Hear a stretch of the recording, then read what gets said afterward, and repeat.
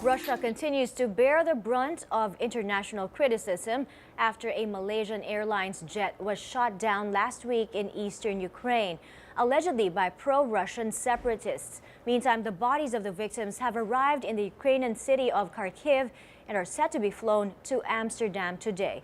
This report from Rowana Hamir.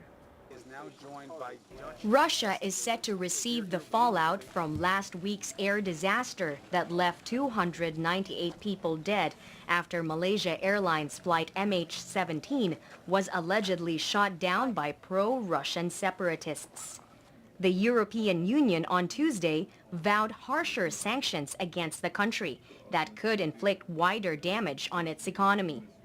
This is the latest in a series of sanctions imposed on Russia after it annexed the Crimean region. Speaking in Brussels, EU Foreign Policy Chief Catherine Ashton said that the ministers had agreed to widen the list of individuals and entities hit by asset freezes and visa bans. She also spoke of the possibility of imposing sanctions on the financiers of Russian decision-makers. Several ministers also called for an arms embargo on Russia in a bid to stem the flow of weapons believed to be fueling the conflict, including surface-to-air missiles suspected of bringing down the airliner.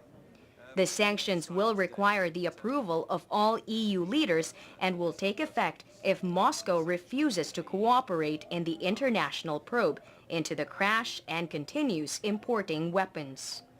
This was an entirely avoidable tragedy that was caused by the mass delivery of sophisticated weapons to so-called terrorists who are really a bunch of thugs and terrorists. I think everyone was in agreement, without exception, that things must be done. It was very different from the discussions that we've had previously. It has been a game changer, and I think they will see that.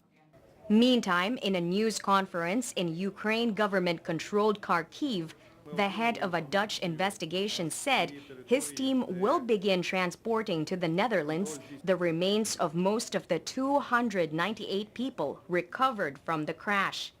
Dutch investigators are already examining the plane's flight data recorders, or black boxes, for more information on the incident.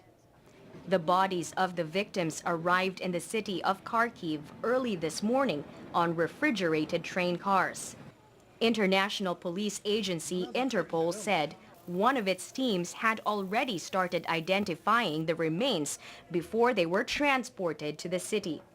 The Interpol Incident Response Team, along with other international disaster victim identification teams, are set to carry out preliminary examinations. What we are sure of, absolutely sure of, that the bodies in the trains, this moment here in this city, are the remains of 200 persons, which will not mean that we didn't find more remains.